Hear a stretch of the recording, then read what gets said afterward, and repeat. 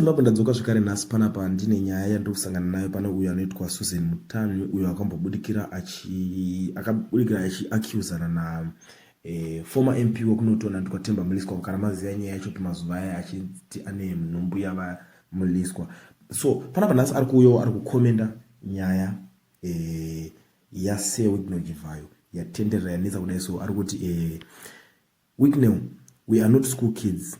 Munonyepera vanhu vekumaruzevha, not type yedu isusu. We know what's our generated and what's not. We have so many ways of checking. Nyeperai vana vari on ground vasingazive technology. That being said, Louis Uriri wrote that statement for you. You have no clue whatsoever what that statement means.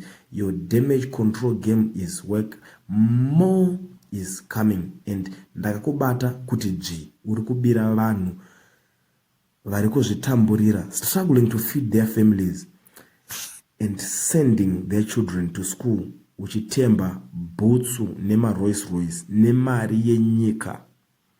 We are not the CIO or Isaac Moyo that you captured. You have destroyed the whole country with your mark deals. Don't take us for fools. Mumwe mwana wevu zvochokwadi muri Zimbabwe abuda ari kujamuka wari kuti isu hatisima balance. Nyebera vanhu vanenge vaya vanofambira chicken vaya kana kuti vari kumaruzevha vasingazive technology. Kwanzi kwete isusu nekuti zviri kutaura kuti artificial intelligence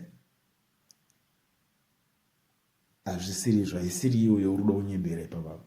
Nekuti isusu tatry kutesta zvese zvauri kutaura iwewo uri kubhayiza ndiwo wakataura maaudios. Ndozvo zviri kutaura pana pari kunzi lawyer rako hombe Louis Uriri pakungobudawo mazita ari kunzi anzi ndiye akunyorera that statement. Ndinotomboziva kuti zvinoreva chii.